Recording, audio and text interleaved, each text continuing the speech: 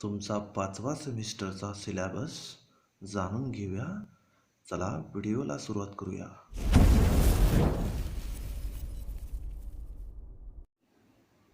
नमस्कार मित्रांनो, आज आपण कम्प्युटरमधील थर्ड इयर कम्प्युटरमधील 5व्या सेमिस्टरचा सिलॅबस ह्यावरती एक इंट्रोडक्शन व्हिडिओ बघणार आहे. म्हणजे आपल्या 5व्या सेमिस्टरला आपल्याला कोणते कोणते सब्जेक्ट आहेत आणि ते सब्जेक्ट्स ॲक्च्युली किती मार्काला आहेत आणि आपल्याला किती सब्जेक्ट टोटल 5व्या सेमिस्टरला आहे, हा पूर्णपणे इंट्रोडक्शन व्हिडिओ आज आपण पाहणार आहे.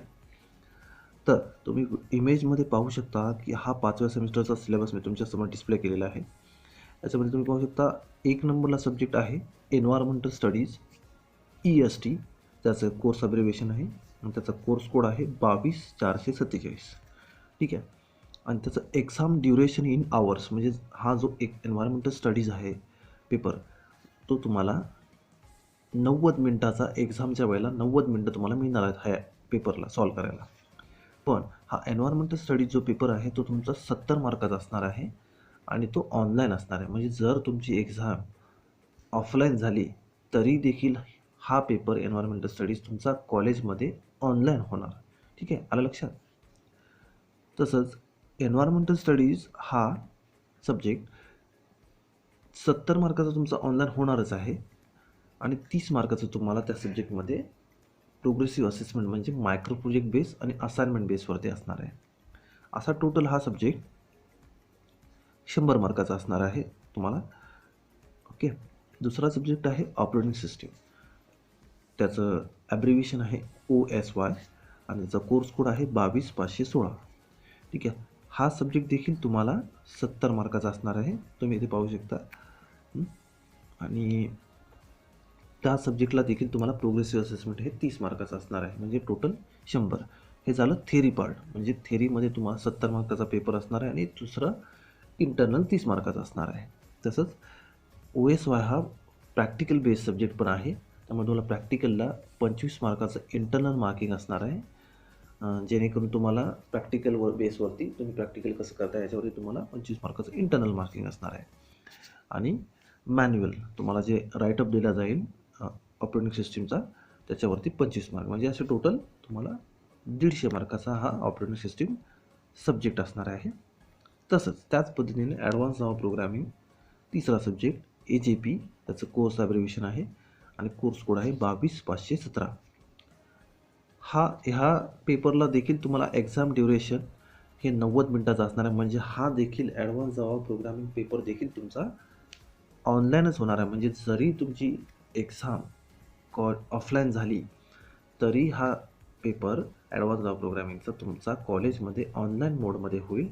तो तुमचा 90 मिनटाचा म्हणजे 1.5 तासाचा असणार आहे, 70 मार्काचा. ठीक आहे. त्यामध्ये तुम्हाला 30 मार्काचं मायक्रो प्रोजेक्ट आणि असाइनमेंट बेसवरती मार्किंग असेल. 70 मार्काचा तुमचा पेपर आणि 30 मार्काचं मायक्रो प्रोजेक्ट आणि असाइनमेंट बेस. ठीक आहे.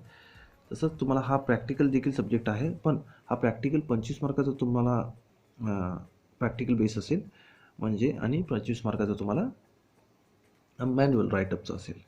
असे टोटल तुम्हाला 150 मार्क असतील. हा ॲडव्हान्स जावा प्रोग्रामिंग सब्जेक्ट जो आहे तो प्रॅक्टिकल तुमचं एक्सटर्नल बेस असेल, म्हणजे इतर कॉलेजचे सब्जेक्ट टीचर तुमचे ओरल वगैरे घेतील एक्सटर्नल म्हणजे. ओके. चौथा सब्जेक्ट आहे सॉफ्टवेअर टेस्टिंग, त्याचं ॲब्रिव्हिएशन आहे STE आणि कोर्स कोड आहे 22518. हा देखील सब्जेक्ट तुम्हाला 70 मार्काचा असणार आहे आणि त्याला देखील 30 मार्काचं इंटरनल असेसमेंट असणार आहे मायक्रो प्रोजेक्ट आणि असाइनमेंट रिलेटेड. तसं हा सब्जेक्ट देखील प्रॅक्टिकल बेस आहे. 25 मार्काचं तुम्हाला इंटरनल मार्किंग असेल आणि 25 मार्काचं मॅन्युअल रायटिंग 25 मार्काचा असेल. असा टोटल 150 मार्काचा हा सॉफ्टवेअर टेस्टिंग सब्जेक्ट असेल. तर इथे तुम्ही पाहू शकता की इलेक्टिव्ह म्हणजे टोटल 1, 2, 3, 4 जे सब्जेक्ट तुम्हाला मी आत्ता सांगितले, environmental studies, operating system, advance Java programming, software testing, हे सब्जेक्ट तुम्हाला कंपल्सरी आहेतच या 5व्या सेमिस्टरमध्ये. पण एक सब्जेक्ट असा आहे की जो आपल्याला चूज करावा लागतो. ओके. तो सब्जेक्ट 4 नंबर पॉईंटमध्ये तुम्ही पाहू शकता, ॲडव्हान्स कम्प्युटर नेटवर्क हा आपण चूज केलेला आहे. म्हणजे ॲडव्हान्स कम्प्युटर नेटवर्क हा तुम्हाला एक सब्जेक्ट असणार आहे. ACN त्याचं सब्जेक्ट ॲब्रिव्हिएशन आहे आणि कोर्स कोड आहे, सॉरी त्याचा सब्जेक्ट कोड आहे 22520. हा देखील सब्जेक्ट तुम्हाला 70 मार्काचा असणार आहे आणि 30 मार्काचा तुम्हाला प्रोग्रेसिव्ह असेसमेंट असेल.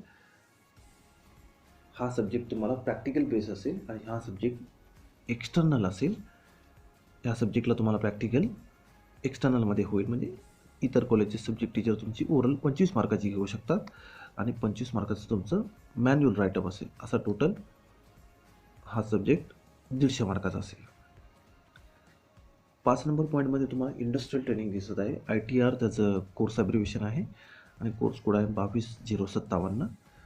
हा सब्जेक्ट पूर्णपणे प्रॅक्टिकल बेस आहे, ज्याचं तुम्हाला एक्सटर्नल 75 मार्काचं एक्सटर्नल ओरल घेतलं जाईल. तुमचं बाहेर कॉलेजवरील सब्जेक्ट टीचर तुमचे 75 मार्काचं ओरल घेतील आणि 75 मार्क तुमचा राईटअप वर्कवरती असेल की तुम्ही इंडस्ट्रियल रिपोर्ट कसा बनवला आहे वगैरे त्याच्यावरती. असं टोटल हा 150 मार्काचा सब्जेक्ट असेल. आणि 6 नंबरचा जो सब्जेक्ट आहे तुमचा कॅप्स्टोन प्रोजेक्ट प्लॅनिंग, हा जो सब्जेक्ट आहे की आता आपण फायनल इयरमध्ये 5th सेमिस्टर ही फायनल इयरमधील सुरुवात आहे. म्हणजे फायनल इयरमधील 5th सेमिस्टरमध्ये तुम्हाला कॅप्स्टोन प्रोजेक्ट प्लॅनिंग हा सब्जेक्ट म्हणजे की तुम्ही जो प्रोजेक्ट बनवणार आहे फायनल इयरला त्याचं प्लॅनिंग तुम्हाला करायचं आहे. कॅप्स्टोन प्रोजेक्ट प्लॅनिंग म्हणजे, तर प्लॅनिंग म्हणजेच काय की तुम्ही एक प्रोजेक्टचं टॉपिक किंवा नाव चूज करणार आणि त्याच्यावरती तुम्ही एक सिनॉप्सिस रिपोर्ट फक्त 5th सेमिस्टरमध्ये सब्जेक्ट टीचर किंवा गाईडकडे जमा करणार. ह्याला आपण कॅप्स्टोन प्रोजेक्ट प्लॅनिंग म्हणतो. ठीक आहे. त्याचं कोर्स ॲब्रिव्हिएशन आहे CPP आणि कोर्स कोड आहे 22058. ओके. तर तुम्ही जो सिनॉप्सिस रिपोर्ट आम्हाला सबमिट करणार आहे इंटरनली, त्याला तुम्हाला 25 मार्क असतील आणि जे तुम्ही वर्क करणार आहे असाइनमेंट बेस किंवा ह्याच्यावरती तुम्हाला काही राईटअप वर्क दिला जाईल त्याचे टोटल 25 मार्क. म्हणजे असं टोटल कॅप्स्टोन प्रोजेक्ट प्लॅनिंगचे तुम्हाला 50 मार्क असतील. असे हे तुमचे 5th सेमिस्टरमधील टोटल सब्जेक्ट मी आता तुम्हाला सांगितलेले आहेत. आय होप सगळ्यांना कळले असतील. तरी पुन्हा एकदा आपण एक सॉर्ट आउट करून पुन्हा एकदा आपण किती सब्जेक्ट आपण सांगितले ते पुन्हा एकदा रिवाईज करूया.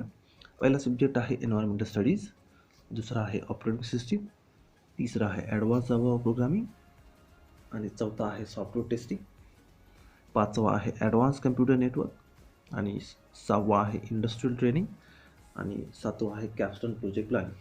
ठीक आहे. तर ह्याच्यामध्ये आपल्याला टोटल 5 थिअरी सब्जेक्ट आहेत. ओके. 5 थिअरी सब्जेक्ट आहेत.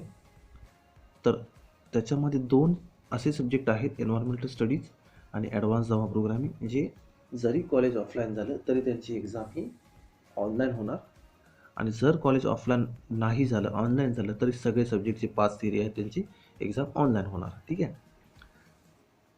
आणि ॲडव्हान्स जावा प्रोग्रामिंग आणि ॲडव्हान्स कम्प्युटर नेटवर्क आणि इंडस्ट्रियल ट्रेनिंग हे जे 3 सब्जेक्ट आहेत यांची तुमची एक्सटर्नल ओरल होईल. ओके. हे प्रॅक्टिकल आहे यांचं, पण ते एक्सटर्नल असणार आहे. एक्सटर्नल म्हणजे बाहेरील कॉलेजवरील सब्जेक्ट टीचर तुमची ओरल घेऊ शकतात. ओके. तर अशा पद्धतीने हा 5व्या सेमिस्टरचा सिलेबस आहे. जर तुम्हाला कुणाला ह्या सिलेबसमध्ये काही अडचण असेल, काही कळालं नसेल, तर तुम्ही नक्की कमेंट सेक्शनमध्ये कमेंट टाईप करा. तुम्हाला ह्या सिलेबसबद्दल नक्कीच आन्सर दिले जातील. कमेंटमध्ये तुमचे काही क्वेश्चन्स असतील, डाऊट्स असतील, ते तुम्ही कमेंट बॉक्समध्ये टाईप करा. Thank you for watching this video. जर तुम्हाला व्हिडिओ ही आवडली असेल तर तुम्ही लाईक, शेअर, सबस्क्राईब आणि कमेंट करायला विसरू नका. धन्यवाद. थँक्यू.